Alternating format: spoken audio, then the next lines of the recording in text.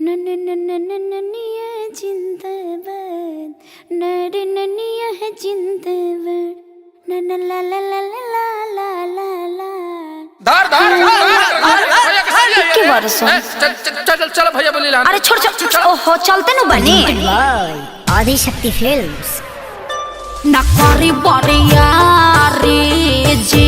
तू रब पिचकारी जी के जाल फेकम रउआ के तन न फंसे ये बरारी जी ए महंगा पलहंगा न लटाई घाटा लग जाई भाव उचित बताई छौ बहनी कराई ताजतन रुपया कहब तो हके तने रुपया दे सुन साली हो अब हवा ऐसे पसेरी 2 रुपया हो 2 रुपया 2 रुपया हो 2 रुपया चोली रंगाई दे 2 रुपया हो चोली रंगाई दे 2 रुपया हो साया रंगाई पौने 2 रुपया चोली रंगाई दे 2 रुपया रे साया रंगाई पौने 2 रुपया आए विवेक जी तनी बेंजू पेरी तो चोख पे चुकारी हिया से खोदी जन पतना जनवा जाइया जे जागे कि जनवा हा जाइया जे जागे तो हट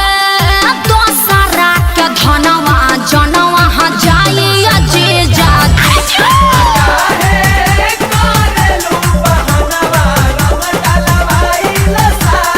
कम ऑन ओ या हाय रे टके जवानी हजेजो अतना मोलाई करवाए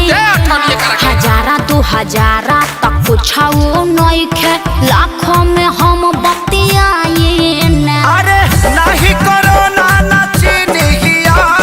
रंग सरे ई तो होली के भेकसी नहीं उड़ी बाबा रंग सरे ई तो खपेरा मसी नहीं दोसर दुआर जाके देखी ओनिया रंग फेंकी छिट्टा माल ना भेटाई अरे कहता आधा काठा लिख दे हबखे अरे पूरा लिख दे बाकी डालब भर पे आरी खेत बेचवा बनबो का ब्यास तो तहार का जाता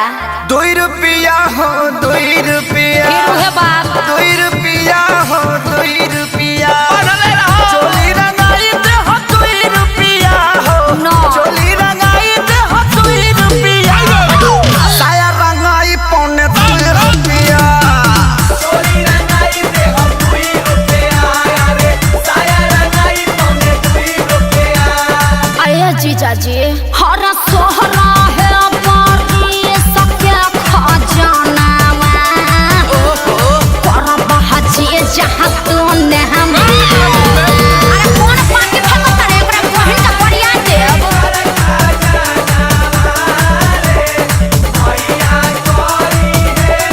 अरे कंजर के सार का हो बिना सिक के झाड़ू सुनले बानी बिगहा के बिगहा राउर जोत जोताला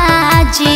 बजट कुछाऊ बढ़ाई जीजा तबे रंगाई उच खाला जी खाली पैसा पैसा तू कइले बारू सुन साली हमारा अभिले ना कुछ रंगवइले बारू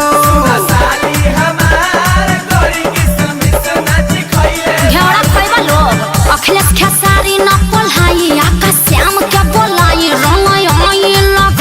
हर तबला पहुड़ लगा का मजा दिहन अरे जुगु जुगु जिया साली लाख बारी होली खेले गइलू सी आये जीजा जी खूब जियत रही अपने ढारत रही अपने पियत रही तहार के पी है 10 टकियावा दी ना बाल्टन के आओ अभा 2 रुपया हो दे हम 2 रुपया 2 रुपया हो दे हम 2 हाँ रुपया तो वो दे ये दे चोली रंगाई दे हम 2 रुपया हो चोली रंगाई दे हम 2 रुपया हो साया रंगाई पौने 2 रुपया कौन फेंको तारे अपना बहिनिया को फेंको सो